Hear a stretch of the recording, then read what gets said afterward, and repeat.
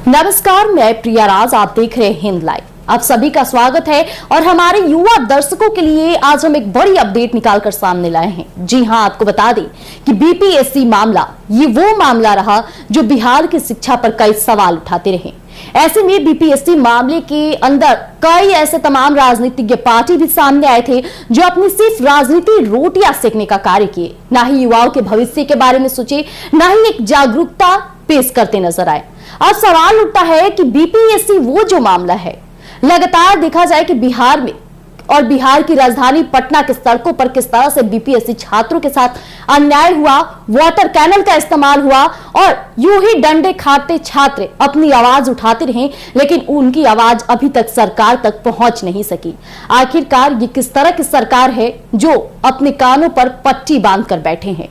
सवाल यह भी उठता है कि बीपीएससी मामले में तमाम शिक्षकगण भी सामने आए थे। मैं बात कर रही हूं खान सर, रहमान सर, जो बड़े शिक्षा संस्थान को चलाते हैं, कई युवाओं का भविष्य सुधारने की बात करते हैं, लेकिन उनके आने के बावजूद भी बीपीएससी मामला यूं ही टलता रह गया। अब ऐसे में जो नीतीश सरकार बात करते हैं कि युवाओं के वोट बैंक की, युवाओं के भविष्य की, बिहार की शिक्षा नीति की, बिहार में लगातार बिहार विकास की, ऐसे में क्या यह संभव है कि जहां छात्रों के भविष्य को ही कुचला जाए, वहां बिहार का विकास की बात की जाए? बात ही कुछ ऐसी है कि लगातार डोमिसाइल नीति को लेकर भी सवाल की जा रही है। इस बीच आपको बता दें कि छात्र नेता दिलीप कुमार ने बार बार छात्रों की आवाज को लेकर उठाते रहे। कई बार वो छात्रों के साथ सीएम हाउस का भी घेराव करने मौजूदा नजर आए थे। वैसे में प्रशासन उनके साथ किस तरह का रवैया अपनाया, ये सभी ने देखा और ये सिर्फ मीडिया पर कहने वाली बात नहीं है, जनता भी वहां मौजूद नजर आई थी। अब बात ही कुछ ऐसी है कि डोमिसाइल नीति में कहीं ना कहीं दिलीप कुमार जी का कहना है कि जिस तरह से छात्रों के भविष्य के साथ खेला जा रहा है, हमारे बिहार में रोजगार की कमी है और लगातार सरकार भी इन बातों को स्पष्ट करती है। कई बार तो विपक्ष पार्टियां भी इस मुद्दे को उठाई है कि रोजगार हमारे बिहार में हमारे छात्रों को नहीं दी जाती है। तो ऐसे में आपको बता दें कि ये डोमिसाइल नीति कहीं ना कहीं छात्रों को लाभ पहुंचा सकता है, रोजगार पहुंचा सकता है और बिहार राज्य का नाम भी आगे बढ़ा सकता है।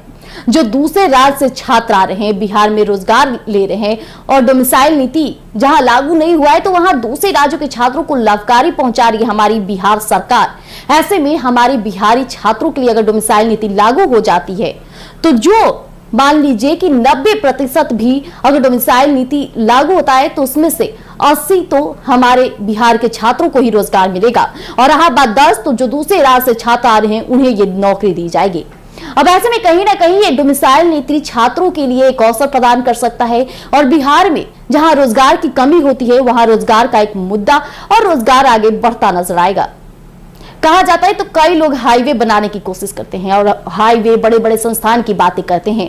हमारे बिहार के मुख्यमंत्री नीतीश कुमार खुद बार बार कहते नजर आते हैं कि हाईवे, रोड मैप बन जाएगा तो ऐसे में रोजगार के अवसर खुल जाएंगे। रोजगार हमारे बिहार में ही मौजूद है, लेकिन हमारी सरकार को नजर नहीं आती है। आजकल का ट्रेंड जो बढ़ता जा रहा है सोशल मीडिया पर, साफ तौर पर देखिएगा कि किस तरह से युवा अपने मोबाइल फोन का इस्तेमाल करके, रील्स बना करके हमारे ट्रैवलिंग और हमारे लगातार कहा जाए तो जो पर्यटक स्थल है उसे दिखाते हुए किस तरह से बिहार का नाम रोशन करते नजर आ रहे हैं।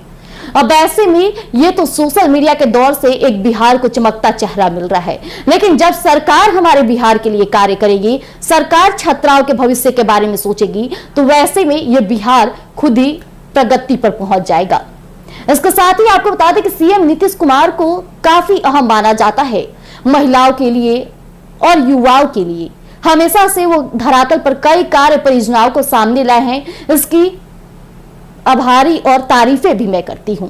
लेकिन जहां सवाल बीपीएससी का आता है, यह मामला वो है जो कई महीनों से लंबित है। अभी भी बीपीएससी छात्र गर्मी बाग में बैठ के धरना प्रदर्शन कर रहे हैं और अपनी आवाजें उठा रहे हैं। ऐसे में अगर सरकार उन्हें बुलाकर एक बड़ी बैठक कर लेती, एक बैठक करके उनके बातों को सुन लेती, तो शायद आज ये नौबत नहीं आता कि बिहार राज्य पर इस तरह के सवाल उठते और बिहार को शिक्षा चरमराई कही जाती।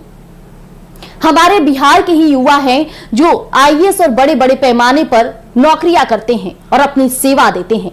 ऐसे में बिहारियों को माना जाता है कि इनकी गणित अच्छी होती है, यानी मैथ सब्जेक्ट।